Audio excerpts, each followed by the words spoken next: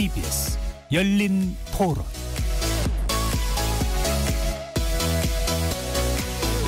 안녕하십니까. KBS 열린 토론 배종찬입니다. 심각하죠. 기술이 아무래도 기업에서는 많은 투자를 해서 새로운 기술들을 개발을 했는데 그게 유출되면 국가적으로도 큰 손해이죠. 굉장히 심각하다고 느끼고요. 대우를 잘 안 해주니까 그렇겠죠. 당연히 사람이 자본주의 세상 살아가는데 돈 보고 가죠. 여기에서 연봉 한 2억 받는다고 치면 중국 가면 막 몇십억 준다고 하잖아요.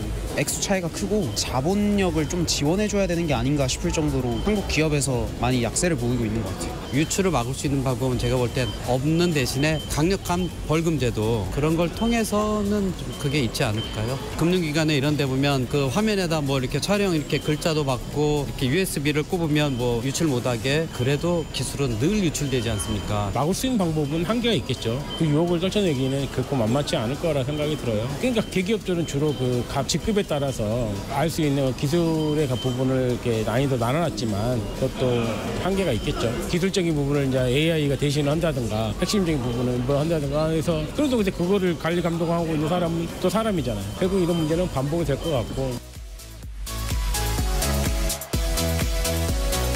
거리에서 만난 시민들의 목소리 어떻게 들으셨는지요? 산업통상자원부에 따르면 최근 5년간 산업기술 해외 유출 적발 사례는 총 96건에 달한다고 합니다. 특히 우리나라 핵심 기술인 반도체에서 가장 많이 유출되고 있고요. 디스플레이와 2차 전지 분야의 기술 유출도 늘어나고 있다고 합니다.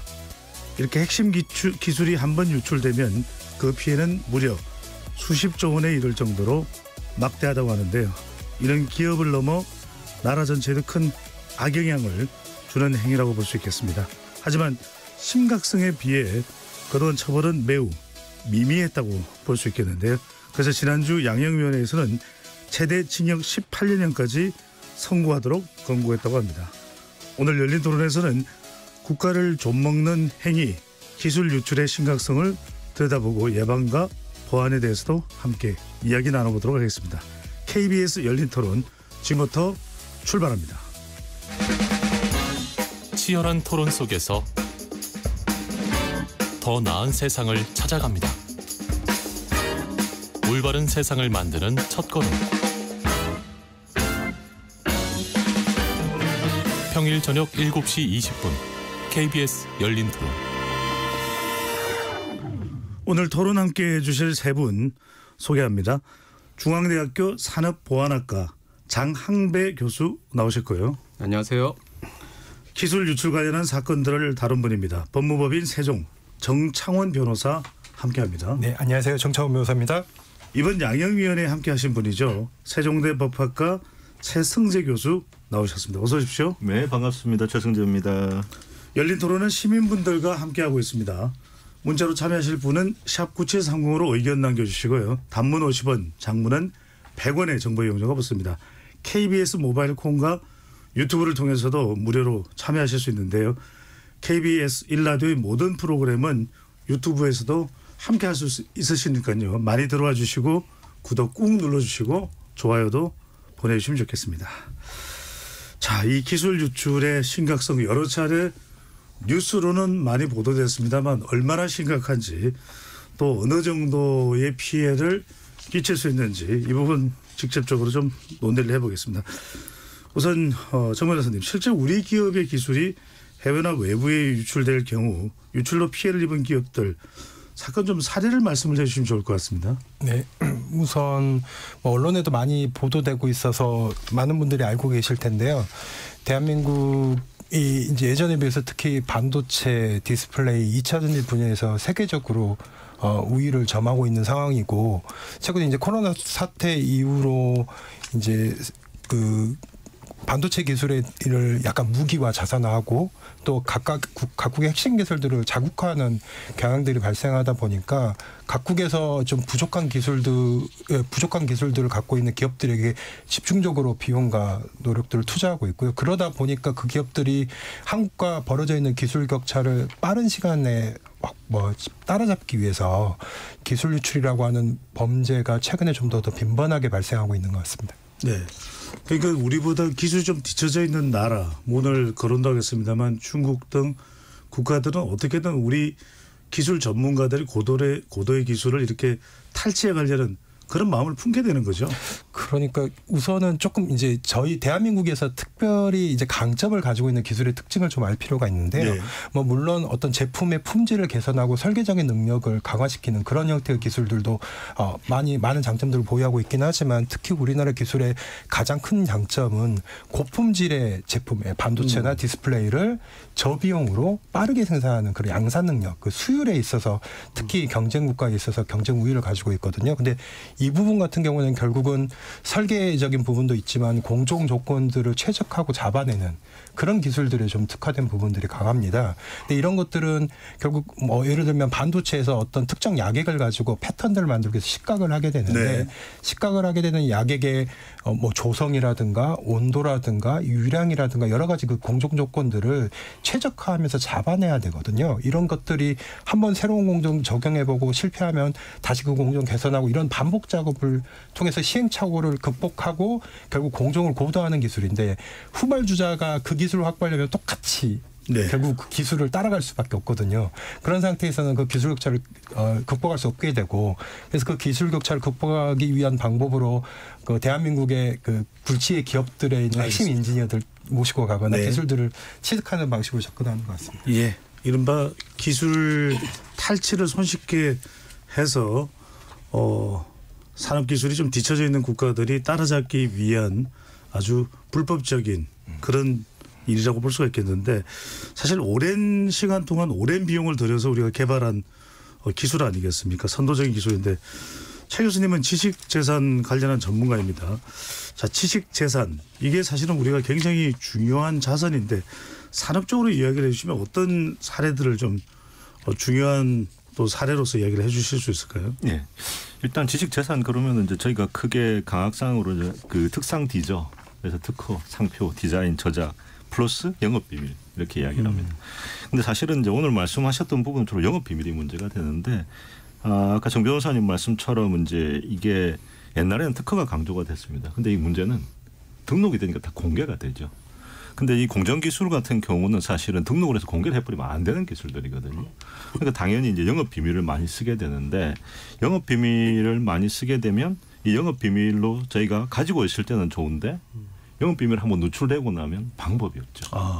특허는 이미 등록된 게 있으니 그걸 가지고 행사를 하면 되는데 그러다 보니까 이런 점에서 이제 특히나 이런 그 영업 비밀이 많이 쓰이는 반도체 디스플레이 쪽에 문제가 생기고요. 또 하나 예를 들면 방위산업 같은 경우에 생각을 해보시면 방위산업은 애초에 우리나라를 지키려고 하는 거지 않습니까? 그러다 보니까 공개를 하면 안 되겠죠. 그러니까 당연히 이런 경우에는 이제 비밀 특허 제도 같은 게 있긴 있지만은 주로 또 영업 비밀을 많이 쓰게 됩니다. 근데 우리 뭐 잘 아시겠지만 K9 같은 거 엄청나게 자랑스러운 우리나라 기술이지 않습니까? 자주포요, 네. 그럼요. K9 자주포 같은 그런데 근데 거기에 쓰이는 대부분의 예를 들면 것들은 특허로 보호하기보다 오히려 영업 비밀로 숨겨야 되는 부분들이 많거든요. 교수님 말씀 중에 죄송합니다만 정확히 영업 비밀이 어떤 걸 좀 사례를 들어서 말씀해 주시면 더 쉽게 이해할 수 있어요. 우리가 영업 비밀 그러면 대표적인 사례 코카콜라의 조성이죠. 코카콜라의 조성은 아무도 모릅니다. 물론 우리가 그걸 한번 다 부어가지고 이 안에 뭐가 들었는지 분석을 해보면 비슷하게 만들 수는 있겠지만 정확하게는 모르거든요.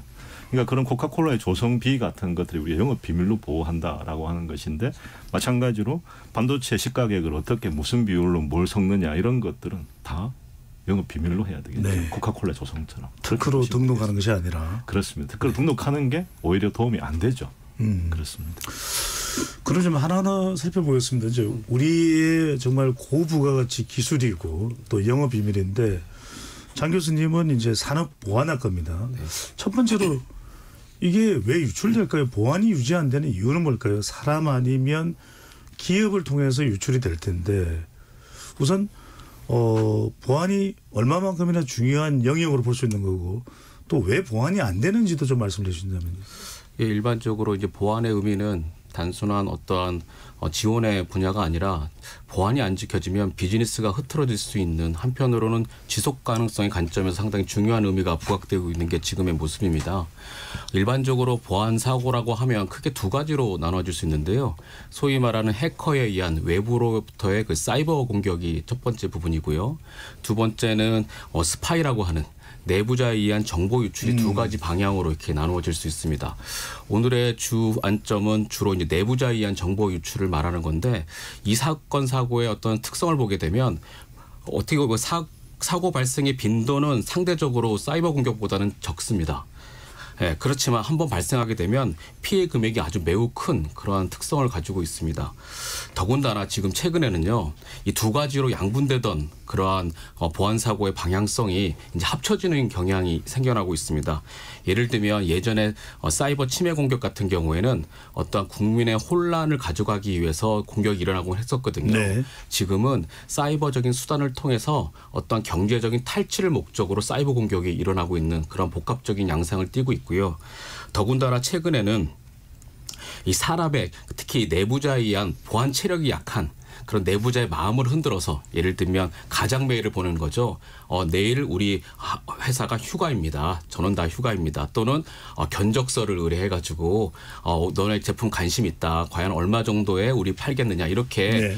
가장 메일을 보내가지고 그걸 클릭하게 되면 자기도 모르는 사이에 악성 코드가 설치가 되는 거예요. 그러면 자연스럽게 PC에 있는 정보들이 노출되는 그러한 문제가 발생해서 최근에는 사회자님께서 말씀하신 바와 같이 이런 사람의 문제가 상당히 중요하게 부각되고 있고요.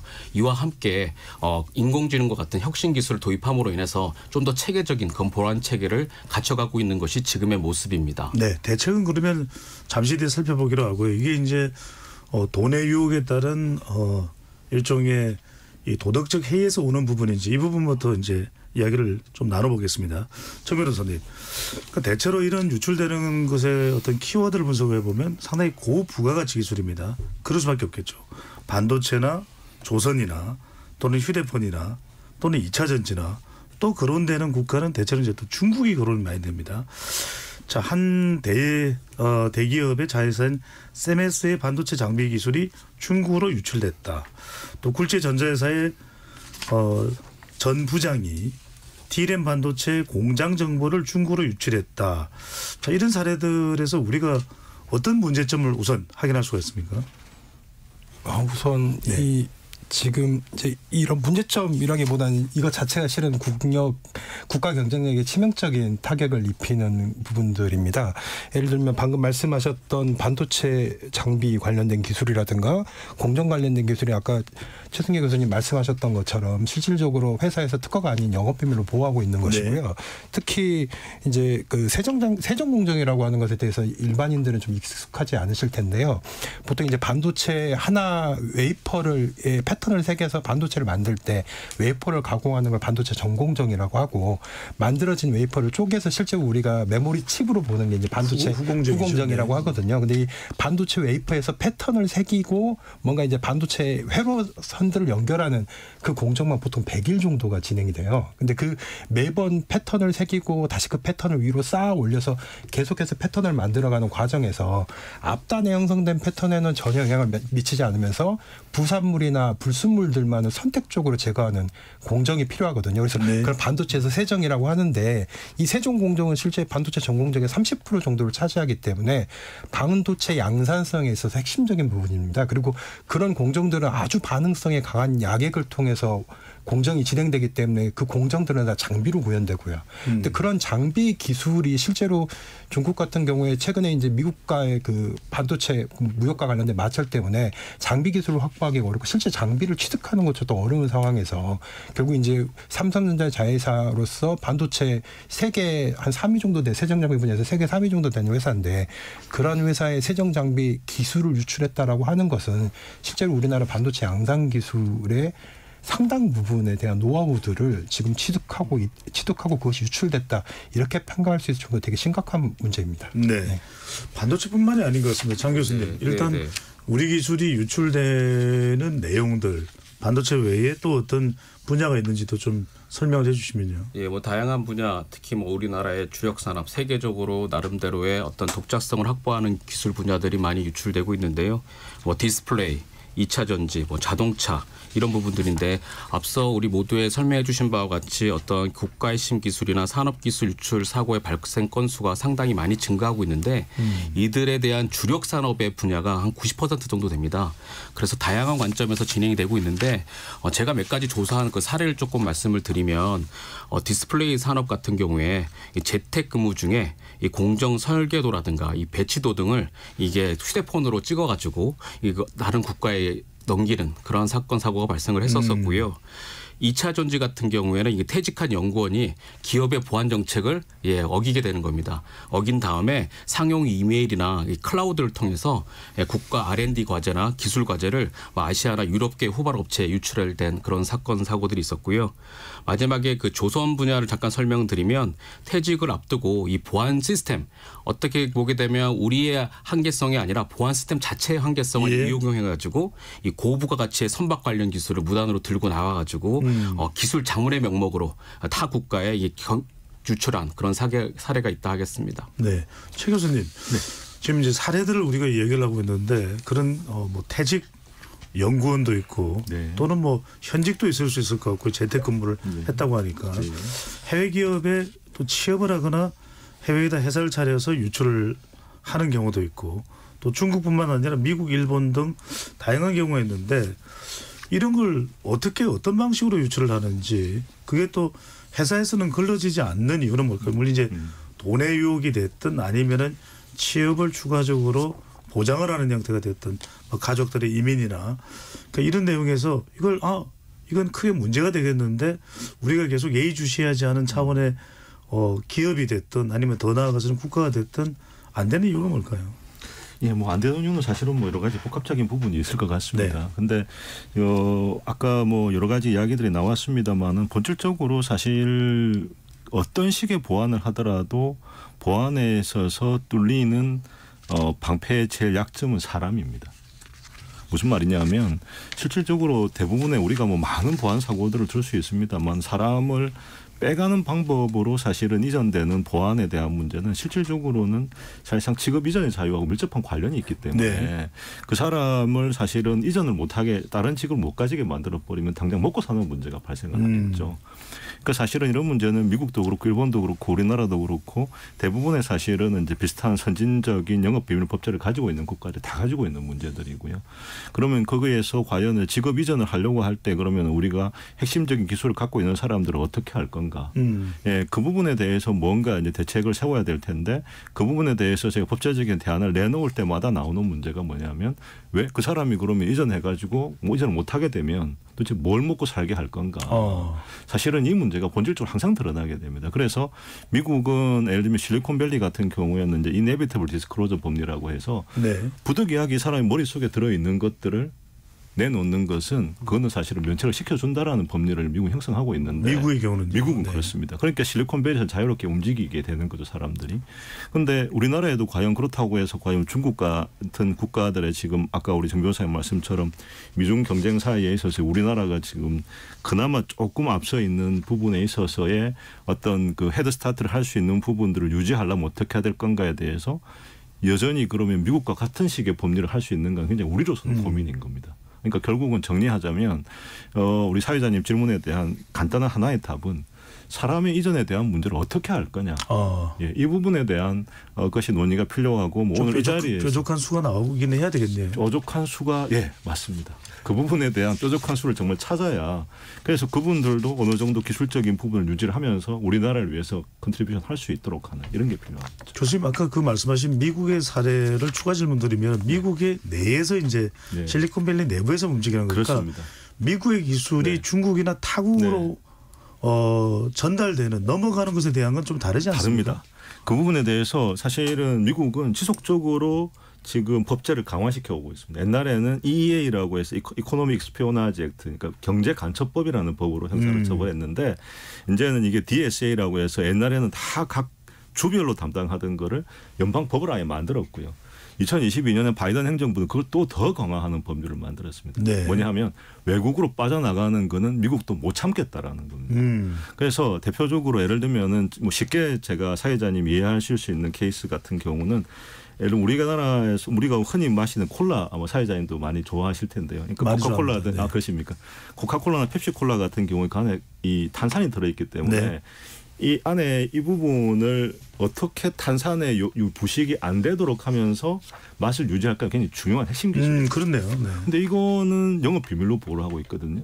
근데 이거를 어떻게 했냐면 중국에 있는 엔지니어가 미국 기업에 취직을 해서 승진을 해가지고 그 3명만 접근할 수 있는 그 영업 비밀에 접근을 해서 빼내고 중국으로 돌아가려고 하다가 잡혔습니다. 예. 그러니까 이런 식의 행위들을 당연히 지금 사회자님 정확하게 지적하셨는데 미국도 외국으로 빼내는 이런 식의 행위에 대해서는 안 참습니다. 그리고 오히려 그거에 대해서는 굉장히 엄격하게 지금 처벌을 강화하고 있습니다. 정 교수님 육아휴직을 한다라고 막으라고 미국 기업으로 간 경우도 있었던데 이것도 역시 기술 유출이 된 사례입니까? 그러니까 우선 방금 최승 교수님께서 자세하게 설명해 주셨는데요. 기술 자체를 들고 뭐 외국으로 나갔다고 한다면 그거는 진짜 그 자체로 부정경쟁방지법 상기법 위반의 범죄 행위고요. 네. 다만 이제 기본적으로 다른 회사로 전직하는 문제는 헌법상 기본권이 직업 선택의 자유가 있기 때문에 기본적으로 허용이 됩니다. 근데 이제 만약에 회사 입장에서는 이 지금 핵심 인재인데 그래서 우리 회사에 아주 중요한 기술에 자유롭게 접근할 수 있고 그 기술 바탕으로 기술 개발에 기여를 해서 아주 많은 정보를 알고 있는 그 직원이 경쟁업체나 특히 외국으로 간다라는 점을 예측하고 있다고 한다면 당연히 그 엔지니어가 핵심 기술에 접근할 수 있는 권한을 부여할 수가 없게 되겠죠. 그렇기 때문에 실제로 중요 엔지니어들을 채용할 때 그리고 그 엔지니어가 중요 보직을 맡을 때는 전직금지 약정이라고 해서 그러니까 다른 회사 못 가게 일정 기간 동안 퇴사하면 네. 경쟁업체를 가지 못하도록 약정을 정합니다. 근데 이제 이런 분들이 이제 퇴사를 하고 나서 외국으로 가거나 또는 경쟁업체로 가게 되면 기업 입장에서 할 수 있는 방법은 그 전직금지 약정을 법원을 통해서 강제하는 형태의 법적 절차를 취해야 되는데 예. 그게 전직금지 가처분입니다. 근데 이제 전직금지 가처분이라고 하는 건 그 전직금지 기간이 만료되기 전 2년이면 2년의 기간 내에서 법원에 결정이 나와야 되거든요. 예. 근데 이제 직원들 입장에서는 만약에 퇴직할 때 내가 경쟁사로 간다는 사실을 회사가 모르면 그 법적 조치를 취하는 게 늦어지잖아요. 그럼 퇴사한 이후 한 1년 있다가 이 직원이 경쟁업체로 갔다는 걸 알게 되면 회사 입장에서 법적 조치를 취하는데 2년이 다 소요돼 버릴 수 있기 때문에 네. 실제로 경쟁사 특히 외국으로 간다는 사실을 알리지 않는 경우가 많고요. 이런 사례들 같은 경우도 결국 나 경쟁사 가는 거 아니고 그냥 아기 키우려고 가는 거야 이렇게 얘기를 하는 사안입니다. 근데 이제 이런 부분들 같은 경우에 이제 문제가 되는 것은 실제로 아까 말씀드렸던 것처럼 이게 직업 선택의 자유의 일환이긴 하지만 그 전직으로 인해서 그 직원이 자유롭게 접근했던 기술 정보들이 그 사람의 기억의 형태로 외국에 유출되는 경우들이 있고요. 예. 뭐 또 조금 이따 또 말씀드릴 기회가 있긴 있겠지만 만약 그게 또 다른 추가적인 기술 유출, 예를 들면 장비가 외국으로 유출됐고 그 장비를 활용하는 직원이 전직의 형태로 외국으로 갔다고 한다면 실제로 한국에서 그 기술을 다루던 환경과 동일한 환경이 외국에서 재현되기 때문에 기술 유출 가속도는 정말 더 커질 수 있습니다. 네. 좀 비슷한 사례로 보니까 이게 해외 국가의 경쟁 업체로 바로 가는 경우도 있지만 제3의 국가를 경유해서 가는 사례도 발생을 했었습니다. 그래서 실제로 추적이 상당히 직접적으로는 어렵고요. 그런 어떤 간접적인 방법을 통해서 결국 마지막에는 최종 종착역인 네. 해외 경쟁 업체로 가는 사례도 많이 발생을 하고 있기 때문에 이 부분에 대해서는 많은 좀 고민이 좀 필요할 것 같습니다. 신흥적으로 움직이는 경우라고도 볼 수 있겠네요. 경로 세탁을 해서. 네, 맞습니다. 장 교수님 그런데 아까 이제 미국 사례를 최 교수님도 말씀 주셨는데 그러니까 우리는 우리대로 이걸 이제 파악을 하는 게 중요할 겁니다. 여하튼 네. 어떤 이직의 유혹이든 전직의 네. 유혹이든 아니면은 금전의 그렇죠. 유혹이든 그럼 그걸 이제 이 사람이 뭔가 움직임이 수상쩍다 이런 걸 우리는 그렇고 외국의 경우 미국의 경우 좀 우리보다는 일찌감치 이런 고도화된 기술 유출에 대한 우려를 사전에 좀 예방하려고 했던 국가들은 어떤 제도를 가지고 있나요? 지금 뭐 다양한 국가에서 지금 진행을 되고 있는데요. 특히나 뭐 세계 선도적인 기술을 갖고 있는 미국, 일본, 영국, 호주 등에서 이러한 기술 유출 사례를 대방하기 위해서 각종 법제들을 만들고 있는데요. 특히 요즘 최근에 이슈가 되고 있는 것은 이 연구 보안에 관련된 내용들이 많이 이슈가 되고 있습니다.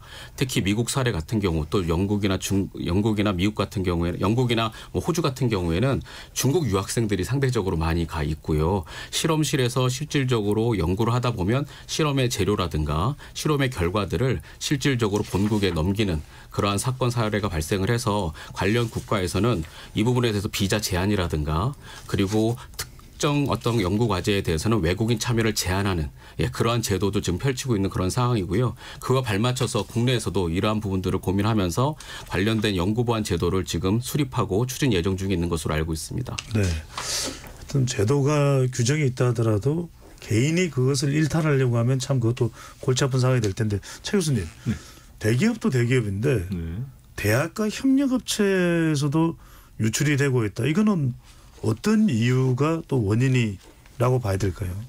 사실은 그 부분은 어떻게 보면 답은 좀 제가 생각하기에 제가 경험한 바로는 답이 좀 있습니다. 뭐냐면 이제 사실은 보안이라 그러면 크게 두 가지 방법이 있는데요. 하나는 이제 제도적인 보안. 아까 이제 법적으로 보완을 하고 하는 이제 처벌을 하고 하는 것들이 하나 있고 하나는 이제 기술적인 보완, 여러 가지 기술적 장치들, 접근 권한의 제한, 여러 가지 이제 물리적, 제도적, 조직적 이제 장치들을 하는데 대기업들은 사실은 뭐 실제로 사고가 터지는 것이 보도가 되는 게 대기업이 자꾸 보이니까 대기업이 많은 것 같은데 사실은 실제로 중소기업이나 협력업체들 같은 경우 제가 컨설팅이나 자문을 해보면 굉장히 열악한 경우가 많습니다. 자 그렇다면. 어차피 지금 우리나라 전체적인 에코시스템 안에서 대기업들이 협력업체나 대학하고 같이 연구를 하는 경우가 많지 않습니까? 그러면 우리 쉽게 생각할 수 있는 게 어디가 제일 약점일까? 협력업체나 대학을 뚫고 들어가서 아주 강력한 지금 우리 이제 뭐 장 교수님 같은 전문가들이 이렇게 만들어 놓은 보안 시스템을 뚫기 위해서 직접 그걸 뚫기는 어려우니까 대학이나 협력업체를 통해서 우회해서 뚫는 거죠. 그런 것들이 실제로 다수 생기고 있고 그게 사실 언론 지상에서는 뭐 당연히 대기업들을 이야기를 하는 게 훨씬 더 피해가 커 보이니까 그렇지만 실질적인 사례에서는 오히려 그게 더 지금 현재로서는 이제 중요한 포인트입니다. 그 부분을 잘 막아줘야 우리나라 국가 기술이 핵심 기술 새 나가는 걸 막을 수가 있다고 생각합니다. 그러니까 유출이 되는 경로나 이유는 뭐라는 것을 이제 대체로 알 것 같고요. 정 변호사님. 그러니까 뭐 대기업이 됐든 아니면은 중소기업이 됐든 기술이 유치되는 것, 또 대학과 협력업체로 또 우회적으로 또 기술이 고급 기술이 빠져나가는 것, 돈 때문입니까?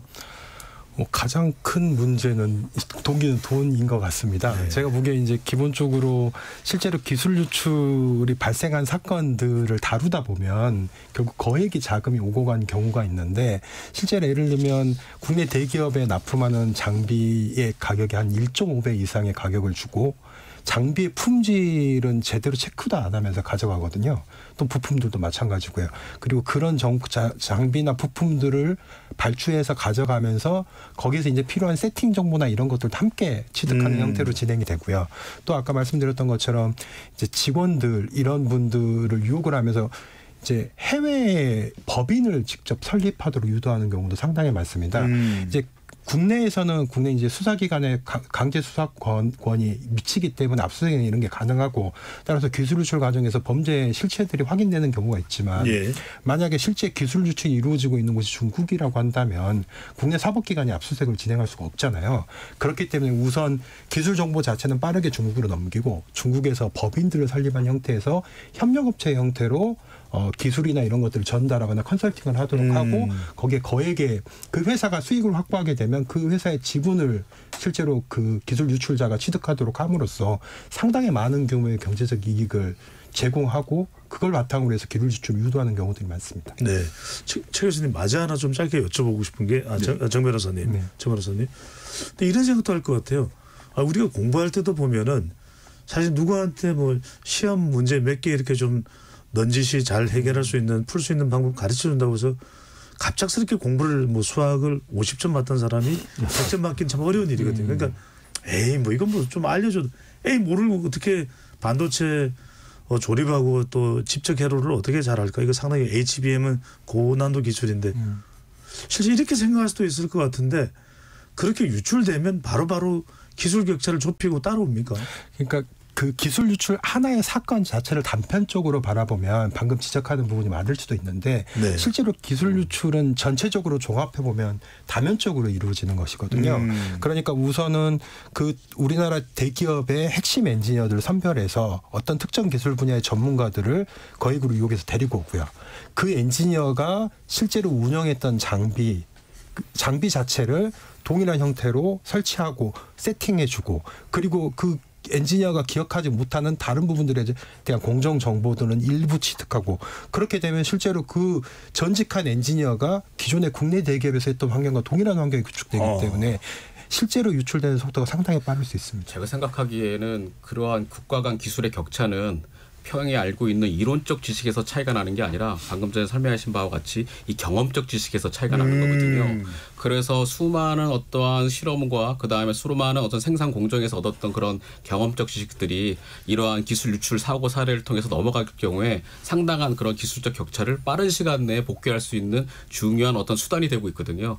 그렇기 때문에 이 기술 유출 부분들이 어떻게 보면 실패도 최소화하면서 어떻게 보면 자원을 더 많이 투자하면 우리가 훨씬 더 앞서갈 수 있는 좋은 기회를 제공하기 때문에 이 기술 유출 사고는 아주 끊임없이 발생하고 있는 그러한 내용이 되겠습니다. 네. 근데 지금 말씀하셨던 부분은 저 생각 굉장히 지금 중요한 부분을 사회자님이 지적하신 것 같습니다. 네. 우리 사회 일각에서 분명히 이제 그 뭐 일부 그런 것들이 있다고 해서 문제가 될까라고 생각하시는 분 실제로 있는 것 같은데요. 근데 그걸 이제 이론적으로는 아까 우리 두 분 선생님들이 좋은 말씀 주셔가지고 이론적으로는 사실은 모자이크 이론이라는 게 있거든요. 어떤 이론입니까? 그러니까 하나하나의 개별적인 하나하나의 퍼즐들을 모아가지고 모자이크에 퍼즐 다 모였다 생각해 보십시오. 그러면 사실은 그 자체는 아무것도 아니죠. 맞습니다. 퍼즐 만드실 때 보면 퍼즐 한 조각 그 무슨 의미가 있습니까? 그런데 퍼즐이 다 모이면 전체가 나오는 거죠. 그러니까 지금 아까 정 변호사님 말씀하신 것처럼 예를 들면 우리나라에서도 뭐 그렇고 사실은 가끔씩 발생하는 게 아예 팀을 다 뽑아 나가는 건데 팀을 다 뽑아고 눈에 보이지 않습니까? 그럼 바로 알게 되겠죠. 그러니까 퍼즐 한 조각 한 조각 한 조각을 다 따로 떼서 모으면 전체적인 기술을 보이게 만드는 사실은 그런 식의 어프로치들이 실제 일어나기 때문에 결코 지금 저희가 이 부분에 대해서 가볍게 보서는 안 됩니다. 최 교수님 이 부분은 그래서 그 말씀은 어떤 기술이 유출됐을 때 사실상 이제는 더 이상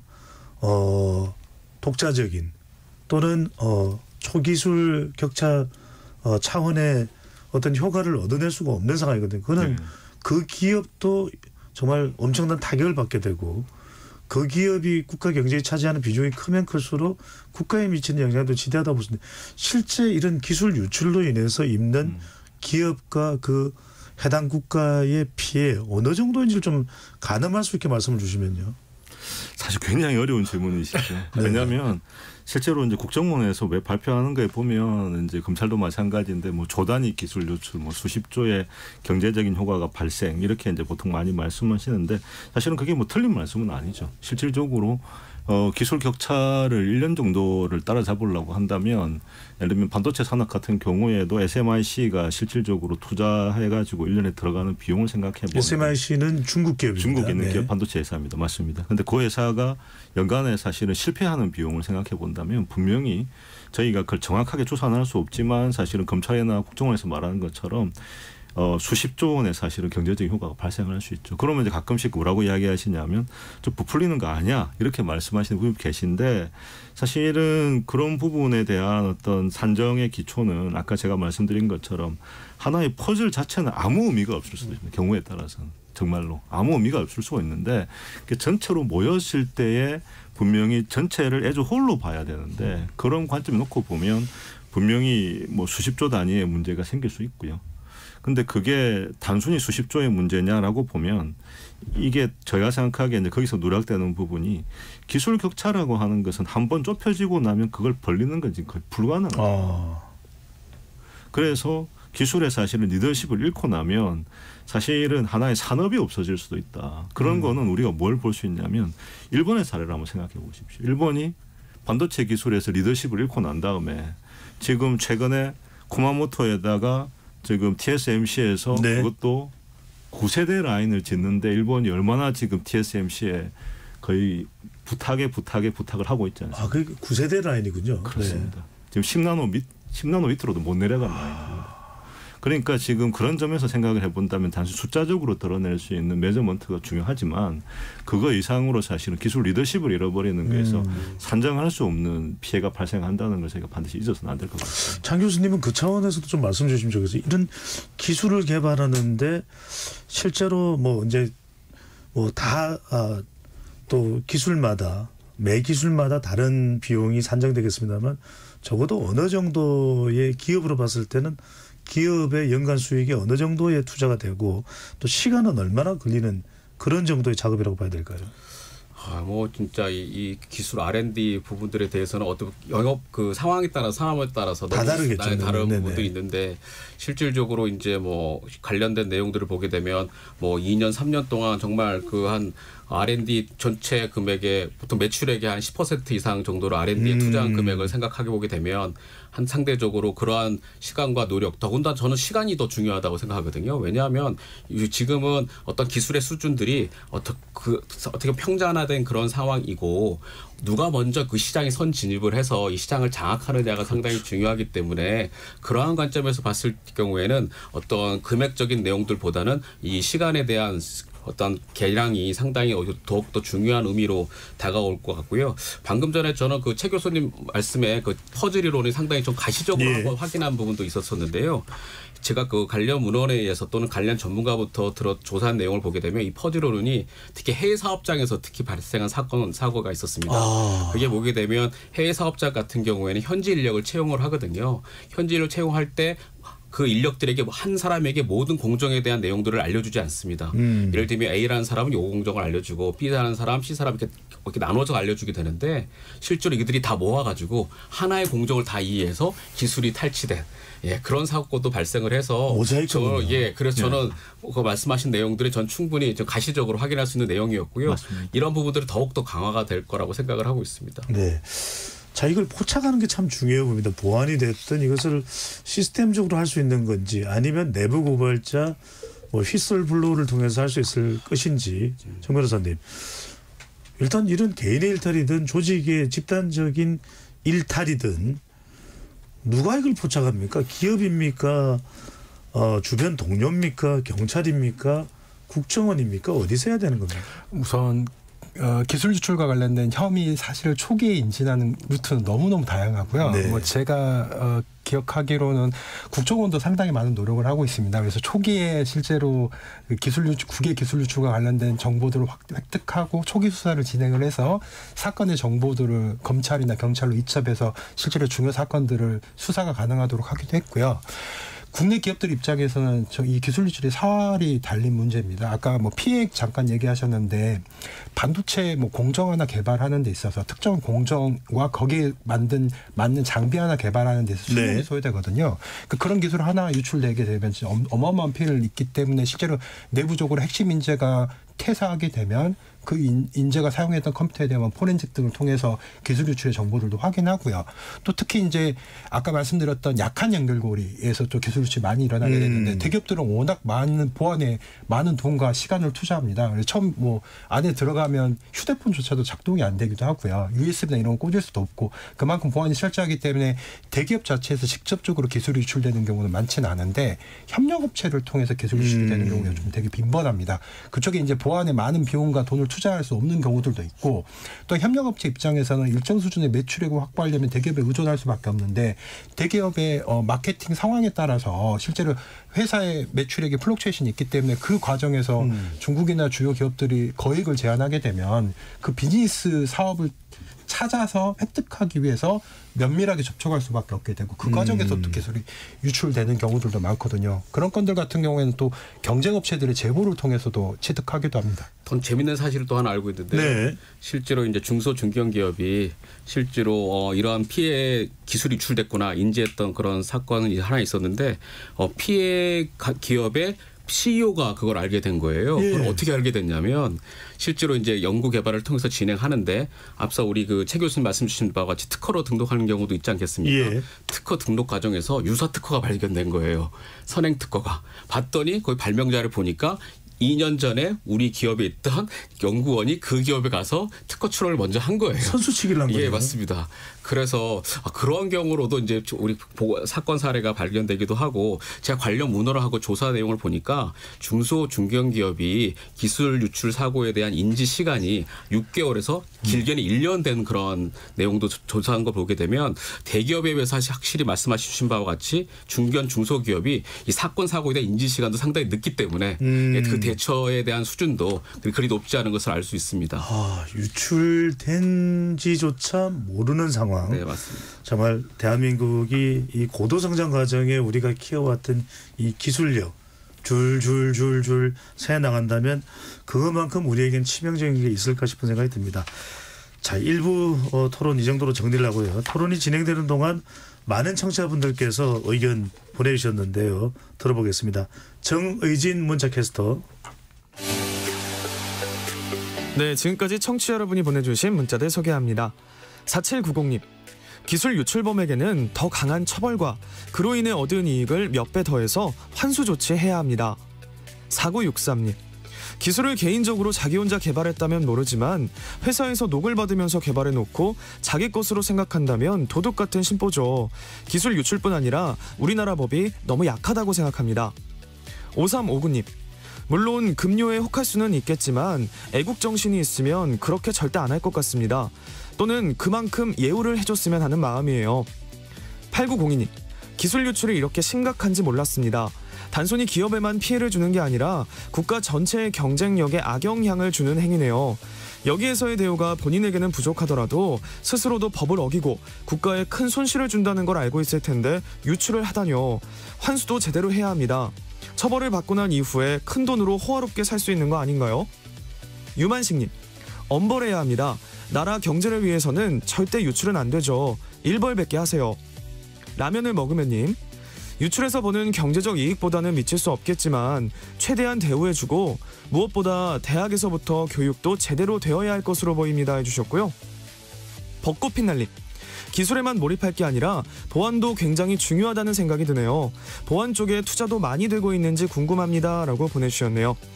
네, KBS 열린 토론. 이 시간은 영상으로도 생중계하고 있습니다. 유튜브에 들어가셔서 KBS 1라디오 또는 KBS 열린 토론을 검색하시면 지금 바로 토론하는 모습 보실 수 있습니다.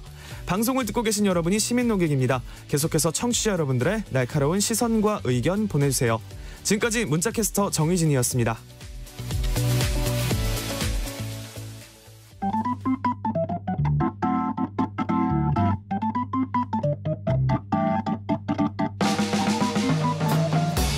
세상을 바꾸는 질문, 열린 토론이 시작합니다.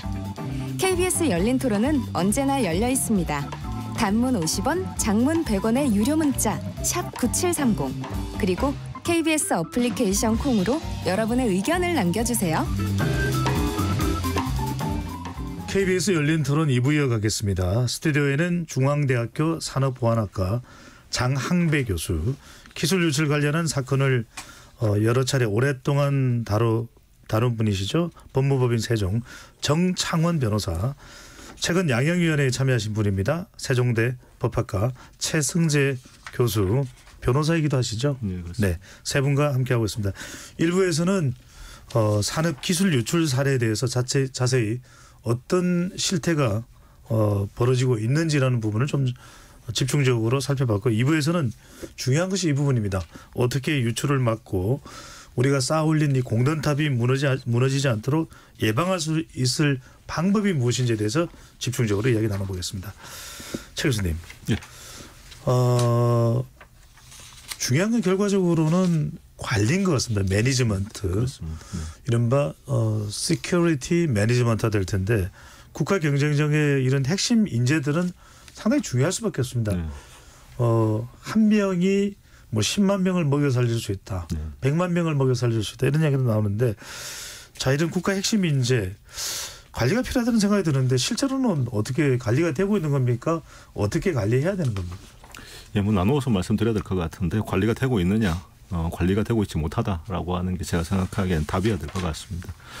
실질적으로 사실은 마이크 죄송합니다. 조금만 가까이 대주시면 돼요. 네, 관리가 되고 있지 못하다는 생각이 듭니다. 그 이유는 사실은 이 부분에 대해서 우리가 좀 반성해야 될 부분은 있습니다. 과연 이런 이제 국가 핵심 인재들을 어느 정도 우리가 가치를 두고 관리를 해오고 내지는 관리라고 말씀을 드리기에는 좀 약간 불편하실 수도 있는데 얼마나 이분들을 존중해주고 있는지에 대해서 사실은 좀 생각할 점이 있어 보이고요. 첫 번째는. 두 번째는 사실 이제 우리가 그러면 이런 부분들을 어떻게 이분들을 좀 더 존중하고 내지는 이 부분을 우리가 국가 핵심 인재로 인정을 해서 대우를 할 것인가라고 하는 부분인데요. 첫 번째 부분에 있어서는 사실 우리가 실질적으로 현황에서 실제 과학기술자들, 엔지니어들에 대한 처우를 개선해야 된다는 전반적인 문제로서 제가 이 자리에서 말씀드리기 적절하지 않아 보이고 네. 대신에 뭐 의대로 몰리는 지금 이 상황에서도 불구하고 핵심 엔지니어들이 사실은 그 묵묵하게 그 자리에서 일을 하고 있는 분들에 대해서 우리가 이분들을 어떻게 보면은 국가 핵심적인 인력들에 대한 HR 리소스에 대한 데이터베이스화를 좀 할 필요는 있다. 그에 통해서 어떤 분들이 핵심적인 엔지니어고 어떤 이분들의 이동에 대해서 우리가 어떻게 이동하고 있는지는 알고 있어야.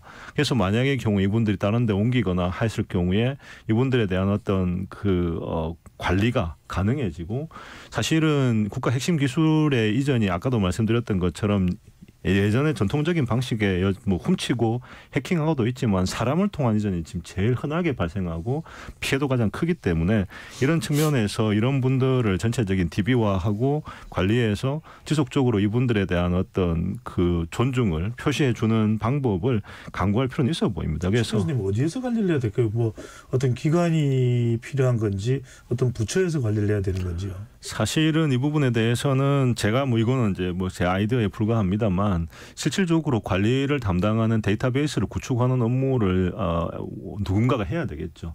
근데 그걸 한다고 했을 때 뭐 국가정보원처럼 예를 들면 이런 뭐 수사기관의 역할을 하는 곳에서 하기 적당하지 않을 것 같고요. 한다면 이분들을 자원으로 사실은 봐야 되니까 결국 산업통상자원부 같은 데서 국가 핵심 기술들에 대한 산업 전반을 다루고 있는 곳에서 연계해서 이 부분은 하나의 국으로 다루는 게 맞지 않는가라는 생각이 들고요. 네. 관련해서 하나 한 말씀만 좀 더 드리면은 다른 한편으로서는 또 이런 부분이 있습니다. 그러니까 이런 미국하고의 비교를 해보면 미국은 지금 이 수사기관 예를 들어서 뭐 FBI라든지 아니면 이제 DOJ 같은 법무부 검찰하고 사실은 CIA 같은 역할을 하는 곳하고 지금 통상을 담당하는 디파트먼트 오브 커머스 같은 곳들이 전체적으로 하나의 유기적인 일체로서 이 부분에 대한 대응을 하고 있습니다. 네. 그렇다면은 이 DB가 만들어졌다만 가지고 되는 것이 아니라 사실은 유기적 일체로서 정부 부처가 같이 움직여야 되는데 그 부분에 있어서 그러면 제가 지금까지 경험을 해본 바로는 이제 이런 식의 정 부처가 관련됐을 때 유기적으로 움직일까? 이게 사실 굉장히 큰 고민이 아닌가 싶습니다. 이걸 제대로 하는 게 중요한데 장 교수님 하실 말씀하시고 이 부분도 궁금합니다. 네. 우리가 이제 기술 유출 이야기를 할 때 꼭 이제 기술 분야만 아니라 왜 그런 이야기 기업에 소속된 아니 이거 내가 아니면 어떻게 이걸 해? 다 이 내가 개발한 거야. 약간 그런 이야기를 우리가 종종 왕왕 듣기도 하는데 뭔가 그 사람의 기여도가 크면 회사에 소속돼 있는 그 사람의 뭐 지분도 주장할 수 있는 겁니까? 아니면 아이고 이 기술 내가 뭐 어떻게 한다고 해서 내가 다 개발한 거야. 뭐 이렇게 주장할 수 있는 겁니까? 네, 마음적으로는 이렇게 주장할 수 있지만 법적으로는 한계가 있을 것 같다는 생각이 들고요. 제가 관련해서 이제 이 부분에 대해서 저도 궁금했었습니다. 그래가지고 중요 기술자들을 대상으로 해서 한번 설문조사를 한 적이 있어요. 그 보게 되면 실질적으로 당신이 개발한 그 기술에 대해서 정말 법적으로나 어느 정도 지분이 있다라고 생각하시는지 물어봤더니 뭐 무려 40% 정도가 나왔습니다. 그만큼 이제 개발한 내용과 심적으로나 법적으로 한 부분들이 상이함에도 불구하고 그렇게 인식하고 있다라는 거죠. 사실 그러한 설문을 진행하게 된 배경은 이러한 문헌 때문에 좀 조사를 좀 한 거거든요. 어떻게 보면 시사점일 수가 있는데요. 모 기관에서 기술 유출이 발생한 어떤 연구 개발자의 어떤 심리적 변화 모형을 한번 조사한 그런 내용이 있습니다. 흥미롭습니다. 네. 예, 실제로 이제 모든 기업들의 연구원들이 입사를 하게 되면 시간과 돈 많은 투자를 하지 않습니까? 그런 많은 투자 속에서 성공을 하게 되면 그거에 대한 적절한 보상이 들어왔을 때 더욱더 이제 열심히 한다는 거예요. 그러면서 이 자기 강화 루프가 생기는 거거든요. 그러면서 어느새 이 기술은 내가 어느 정도 참여한 것이고 나의 일부분의 지분이 있어라고 생각하면서 계속 이러한 개발의 성공 사례와 실제로 적절한 보상이 맞아 들어갈 때 그 강화 루프는 점점 더 강화가 되는 겁니다. 그런데 그거에 대해서 이제 자신이 기대했던 바와 실제로 보상이 서로 격차가 발생했을 때 소위 말하는 갭이 발생했을 경우에는 나 이거 들고 나가자. 불만족이 생긴다는 거죠. 그래서 여기서 시사점 하는 게 뭐냐면 앞서 우리 최 교수님하고 정 변호사님 말씀 주셨지만 이 국가 인재 또는 연구 개발자 우수 연구자에 대한 적절한 보상이 뭐 하지 마라 하면 안 된다라는 그런 통제보다 적절한 보상이 훨씬 더 보완의 효과는 좋다. 라는 게 첫 번째 시사점이고요. 그래서 불만족스러워서 이 정보를 이제 들고 나가자라는 실제 행위를 딱 시작하려는 찰나 한번 브레이크를 하는 경우가 있습니다. 그게 뭐냐? 바로 나 잡히면 어떡하지? 검거에 대한 두려움이 들어오는 거예요. 그래서 여기 또 두 번째 시사점이 있는데요. 이 검거에 대한 두려움을 실질적으로 뭐 시스템적으로도 좋고 뭐 처벌하기도 좋고 하겠지만 이 문화를 만들고 공감대를 만들어야 된다는 겁니다. 검거에 대한 두려움을 주는 가장 좋은 방법은 나도 지키지만 우리 상사도 잘 지키네. 저분은 뭐 때문에 잘 지키는 걸까? 과연 그러한 부분들에 대한 어떤 두려움 때문에 있는 것이 아닐까? 그래서 뭐 통제 수단이라든가 제도도 중요하지만 위로부터 보안을 잘 지킨다라면 이러한 보안 문화가 형성되면서 그 검거에 대한 두려움도 높여줄 수 있어서 결국은 안전한 체계가 갈 수 있지 않을까 이런 시사점을 던져주고 있습니다. 정 변호사님 지금 장 교수님 말씀에 아주 중요한 시사점이 연구원들이 이거 들고 나갈까 생각은 하지만 그러면서 법적인 상황이 어떻게 전개될지는 사실 잘 모르잖아요. 대체로 이제 이공계 전문 인력이고 연구원들이기 때문에 실제 재판이 된다면 이런 기술 유출 부분에 가장 쟁점이 되는 건 뭡니까? 우선 기술 유출 범죄 관련해서는 이제 특허 같은 경우에는 특허권이라고 해서 공보에 딱 정해져 있잖아요. 그래서 그 공보를 보면 특허권이 어떤 범위 내에서 설정돼 있고 이거를 함부로 쓸 수 없다라고 하는 걸 많이 알 수 있는데 이제 영업비밀 같은 경우에는 기술이 유출되면 그 유출된 기술이 법정에서 이게 영업비밀인지 아닌지에 대한 평가적 작업이 들어갑니다. 그래서 기본적으로 이제 영업비밀인지 여부가 평가되기 위해서는 비밀이어야 되고요. 그리고 이제 비밀로 관리되고 있어야 되고 경제적으로 가치가 있는 정보여야 합니다. 그래서 실제 보통 이제 재판으로 기소까지 될 정도 되면 어떤 방식으로 기술을 유출했고 그걸 어떤 방식으로 사용했는지가 압수수색을 통해서 대부분 입증되는 경우가 많습니다. 그래서 실제 공판 절차에서는 유출된 기술 자체가 별로 중요하지 않은 기술이다라고 주장하는 경우가 많고요.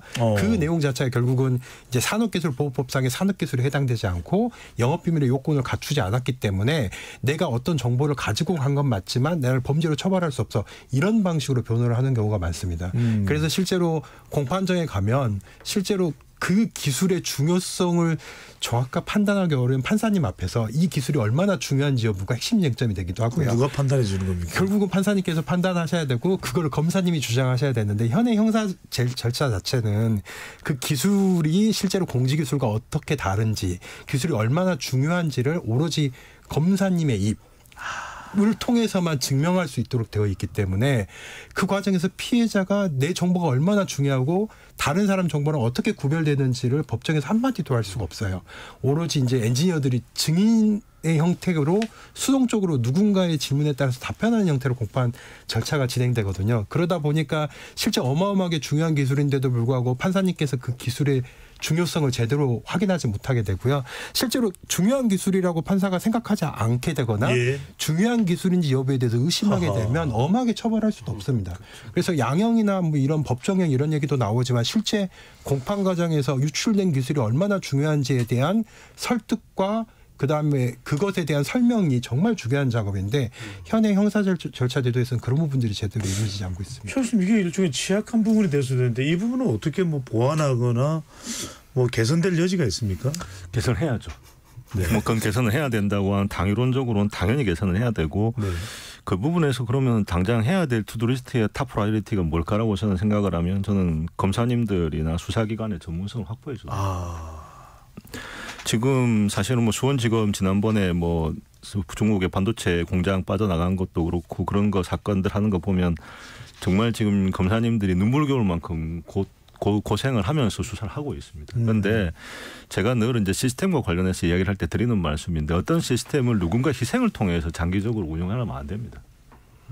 그거는 만약에 저희가 뭐 6.25 때 무슨 전쟁하듯이 몸으로 탱크가 오는데 뛰어 들어가라면 안 되지 않겠습니까? 그럼 결국은 그 분야에 있어서 검사님들의 전문성을 확보하기 위해서 추가적으로 외부 인력도 뽑고 충원을 해서 관련되는 분야의 어떤 검사님들 같은 경우는 좀 장기 근무를 하게 만들어주고 그래서 그 부분에 대해서 뭐 검찰 내부에도 블랙벨트 제도 이런 것도 있는 걸로 알고 있는데 그 부분에 대해서 뭔가 인정도 해주고 기술 범죄를 전문으로 그렇습니다. 네. 그렇습니다. 그래서 그렇게 하고 수사관들도 좀 더 보완을 해줘가지고 사실은 이 부분은 제가 보기에는 검찰이 수사를 해야 될 대표적인 영역입니다. 뭐 절도범 잡고 하는 이런 건 사실은 뭐 경찰이 해도 되는데 이거는 전형적으로 검찰이 전문성을 쌓아가면서 관련되는 팀을 끌고 다니면서 사실은 해야 되는 전문적인 영역이기 때문에 아까 판사님도 말씀하셨지만 판사님은 사실은 어떻게 보면은 뭐 어업 사건도 해야 되고 뭐 사실은 뭐 건설 사건도 해야 되고 다 전문성이 없는 부분을 다 하시는 분들인데 문제는 이 사건에서 핵심적으로 이걸 끌고 가고 설득해야 될 사람이 누구냐? 수사기관이거든요. 검사거든요. 그러니까 이분들을 어떻게 저희가 역량을 힘을 실어줄까에 대해서는 분명히 저희가 우리 사회의 전반적인 어떤 방패를 어떻게 강화할까의 문제니까 꼭 필요하다. 저는 여러 가지 문제가 있지만 그게 제일 급선무다라고 생각합니다. 그러네요. 교수님 말씀에 진짜 100% 동감하는데 실제로 이제 기술 유출이 예전에는 검찰에서 압수수색 나가면 피해 회사의 기술 자료가 원본 그대로 발견되는 경우가 너무 많았어요. 근데 최근에 기술 유출 범죄 사건에서는 피해 회사의 기술 자료나 피해 회사의 명칭이 증거에 전혀 나타나지 않거든요. 기술 자체를 보고 이게 피해 회사의 기술인지 확인해야 되는데 그 얘기는 결국 그 영업비밀 침해자의 기술과 피해 회사의 기술의 차이점을 정확하게 이해하고 무엇이 피해 회사의 자료인지 준별할 수 있는 눈이 있어야 되거든요. 결국 그 눈을 갖기 위해서는 기술적인 부분에 대한 전문성을 갖추어야만 하는데 실제 수사 진행하는 과정에서 피해자는 그 압수부를 볼 수가 없거든요. 그렇죠. 오로지 검사가 선별한 자료들 중에서 이거 너 자료 맞아라고 물어볼 때 수동적으로 답변할 수밖에 없기 때문에 실제로 기술 유출 범죄에서 그 범죄의 실체적 진실을 초기에 발견하는데 가장 큰 영향을 미치는 부분은 수사기관과 검사입니다. 그런데 정말 많은 노력을 기울이고 있지만 그거를 뒷받침할 수 있는 시스템이 전혀 충분히 갖추어져 있지 않기 때문에 이 부분에 대한 시스템 보완 정말 필요하다. 전문화들이 필요하겠네요. 우리가 또 양형 기준을 이야기해 돼서 이 질문 하나 하고 바로 양형으로 넘어가겠습니다. 최 교수님. 근데 이제 기술 유출 이 부분은 우리 오늘 심각하게 이야기를 나누고 있는데 이게 유출하는 것이 왜 문제다. 어떨 때 이게 포착이 되는 것이다. 적발된다. 유출되면 안 된다. 영업비밀이다. 이런 개념을 직접 당사자가 제대로 알고 있는 게 굉장히 중요할 것 같은데 이런 부분이 잘 인식적 교육이 잘 됩니까? 어떻습니까? 실제로요. 사실은 사안들에서 놓고 봤을 때 당사자들이 기술 유출을 하면서 영업비밀이냐고 인식하냐라고 보면 제 경험으로는 대부분 알고 있습니다.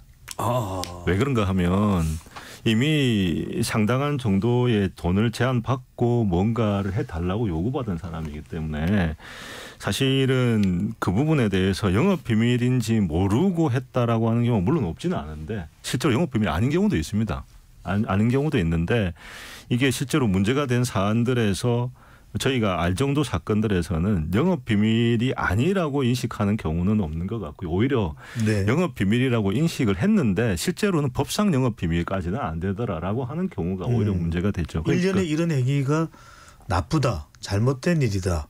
처벌을 받을 수도 있다는 것을 알고도 있다는 말씀인가요? 알고 있는 것 같습니다. 그러니까 그래서 사실은 아까 우리 정 변호사님 말씀하신 포인트에서 다시 한번 말씀을 강조해드리고 싶은 부분이 뭐냐면 아까 말씀하셨던 단계에서 우리 장 교수님께서 2단계 브레이크가 적발 가능성이라고 했지 않습니까?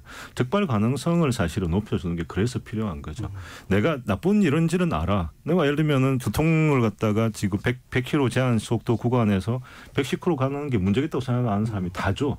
술 마시고 음주운전하면 안 된다는 걸 알죠. 근데 술을 마시고 음주운전하는데 그때 사람들이 생각하는 심리 상태는 뭐냐면 안 걸릴 수도 있어.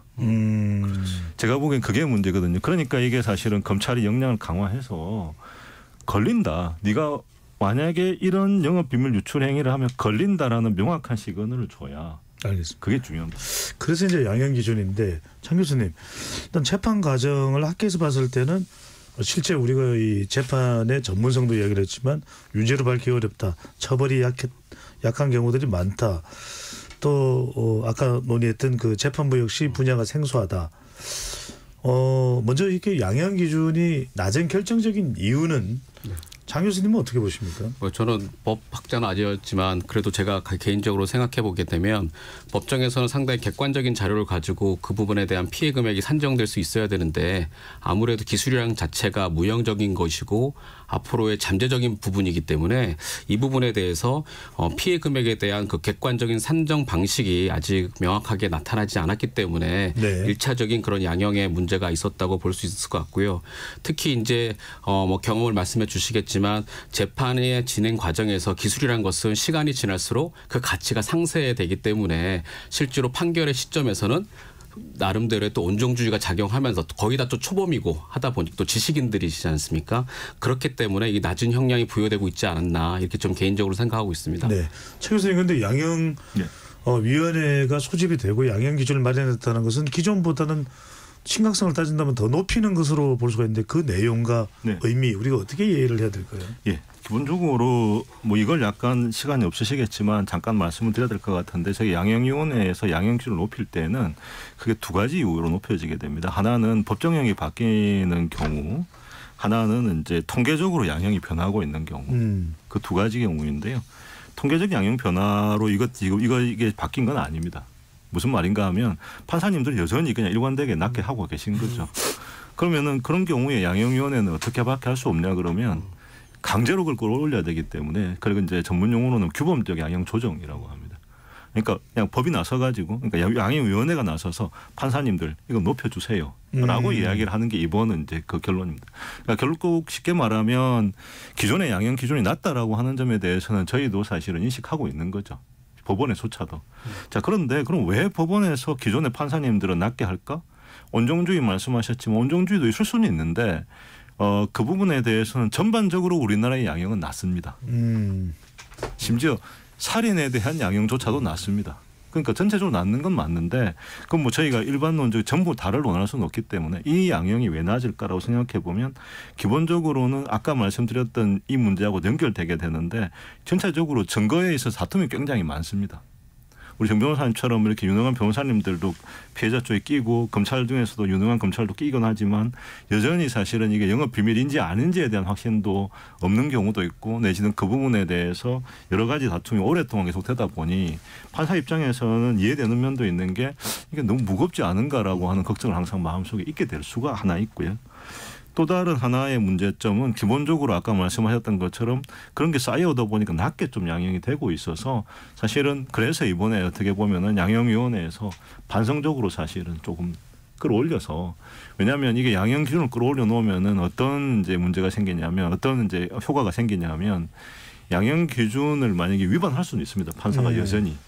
근데 위반을 하려면 어떻게 해야 되냐면 소상하게 설명을 해야 됩니다. 네. 왜 이걸 위반했는지. 근데 그건 쉬운 일은 아니겠죠. 그러니까 그런 점에서 양형 기준이 바뀌었다 이렇게 생각하시면 되겠습니다. 규제를 강화하는 그런 의미가 이제 양형 기준 단계인데 이걸 그러면은 어디에서 결정이 되는 겁니까? 대법원에서 통과돼야 되는 겁니까? 아니면 법안으로 통과돼야 되는 겁니까? 일단 기본적으로 법원 조직 법안에서 양형위원회라는 걸 설치를 하게 돼 있고 양형위원회는 그 매년 이제 어떤 양형 기준을 손을 댈지 왜냐하면 제한된 자원으로 다 한꺼번에 손을 댈 수는 없기 때문에 정하게 되는데 작년 같은 경우에는 영업 비밀하고 산업기술 유출에 관한 부분에 대해서 이거는 손을 댈 수밖에 없다라고 결정을 했고.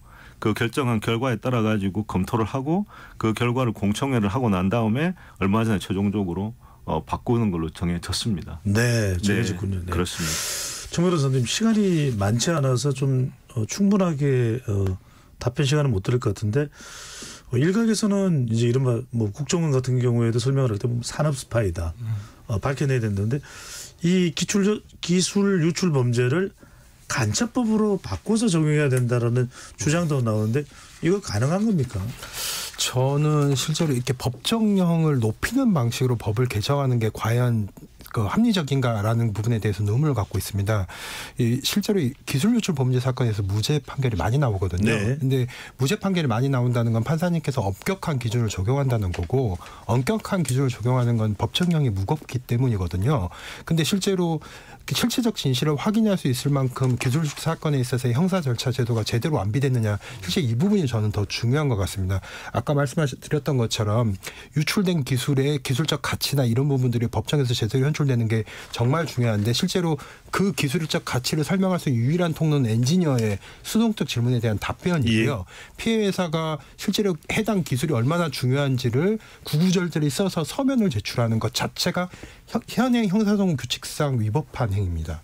그러다 보니까 실제로 법관의 입장에서, 판사님 입장에서는 유출된 기술의 제대로 된 의미조차도 파악하지 못한 상태에서 절차가 운영되고 있기 때문에 법을 엄하게 바꾸는 게 먼저 행해져야 되는 게 아니라 맞지 않는 것과 같은 현행 형사소송 제도의 문제점들을 기술 유출 사건의 특수성을 고려해서 좀 개선할 필요가 있습니다. 알겠습니다. 그 부분이 저는 더 중요하다고 생각합니다. 네, 이제 토론을 마무리할 시간인데 우리 장항배 교수님께서 또 보안 투자 관련해서 좀 설명을 하실 부분이 더 있어서 한 1분 30초 정도 할애해드리고 나머지 두 분께는 기술 유출을 예방하기 위해서 꼭 필요한 거 이야기 나누면서 오늘 마무리하려고 합니다. 장 교수님. 네, 무엇보다도 이제 이게 실제로 가치 사슬에 근거한 비즈니스 활동은 일어나야 되기 때문에 연구 개발을 진행함에 있어서 그 부분에 대한 안전한 그런 플랫폼 역할로서의 보완을 할 수 있도록 좀 조정해야 할 필요가 있습니다. 너무 통제만 하게 되면 비즈니스가 잘 흘러가지 않기 때문에 그 균형점을 찾는 그런 대원칙을 마련하는 게 중요하고요. 그다음에 이제 보안 시스템과 그런 장비도 상당히 구축하는 것도 중요하지만 저 개인적인 생각에서는 무엇보다도 이 조직 경영진이 이 기술 보호에 대한 인식을 함께하는 것이 상당히 중요합니다. 그래서 보안 거버넌스를 갖추고 아까 말씀 주셨지만 부처 차원의 정부 차원에서도 보안 거버넌스가 사실 다시 한번 재정리해봐야 할 필요가 있겠고요. 그리고 저는 아까 그 말씀드린 바와 같이 이 기술 보호에 대한 공감대 형성을 좀 만들어주는 게 상당히 중요하고 특히 그런 관점에서 이공계 대학의 그 기술 보호 과목을 좀 필수화해서 어떻게 보면 이걸 통제하는 것이 아니라 그들을 잘 보호하는 관점에서도 이 보안 교육에 내재하는 상당히 중요한 의미가 있기 때문에 그러한 관점에서 좀 이렇게 변화 노력 과 투자가 이루어져야 될 것이 아닌가 생각이 되어지고 있습니다. 네, 감사합니다. 정원 선생님, 이 기술 유출 예방하는 가장 핵심적으로 좀 선행돼야 될 것이 콕 집어서 말씀 주신다면 뭐가 돼야 될까요? 아까 초반에 이제 최 교수님께서 말씀하시기도 하셨는데 기술 유출의 가장 큰 동기는 돈이거든요. 그러면 결국 그 범죄 수익을 철저하게 환수하는 게 정말 중요합니다. 단순히 벌금형이 아니라 그 기술 유출함으로써 얻게 된 재산상 이익 자체 환수가 중요한데 현행 법률 제도는 실제로 이 재산상 이익을 환수할 수 있을 만한 요건이나 절차가 제대로 규정되어 있지 않습니다. 그런데 계속해서 양형이나 법정형의 상향 부분에만 지금 포커스가 맞춰 있는데 이런 추징제도의 개선 이런 부분들은 진짜 가장 시급한 문제가 아닌가 싶습니다. 네, 최 교수님. 네, 저도 그걸 받으면서 좀 더 한번 강조를 시켜드리고 싶은데요. 재산 범죄에서 가장 중요한 건 재산상의 인센티브를 없애는 겁니다. 그렇다면은 침해 행위를 해서 번 돈이 100억이면 100억, 1000억이면 1000억, 10억이면 10억을 다 회수해가지고 없애버려야 되겠죠.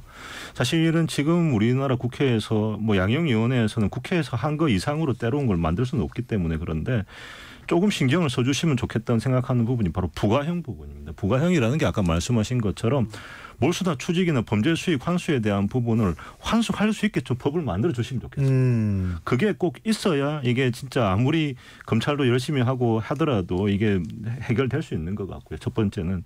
또 두 번째는 아까 제가 말씀드린 걸 다시 한번 강조시켜 드리고 싶은데 이건 어느 한 부처의 일이 아닙니다. 검찰을 말씀드렸지만 검찰이 아니라 대한민국의 생존에 대한 문제라는 걸 정말 저는 이 현장에서 이런 걸 보고 또 강의를 하고 연구를 하는 사람의 입장에서 정말 진심으로 국회든 정부든 제가 간곡히 부탁드리고 싶습니다. 알겠습니다. 국가 생존의 문제입니다. 대한민국의 생존 정말 우리가 중요한 것 가장 중요한 걸 자칫 잊고 있는 건 아닌가라는 생각이 듭니다. 오늘 기술 유출 사태 어떻게 실태가 벌어지고 있고 예방해야 될지 이야기 나눠봤습니다. 세 분 말씀 고맙습니다.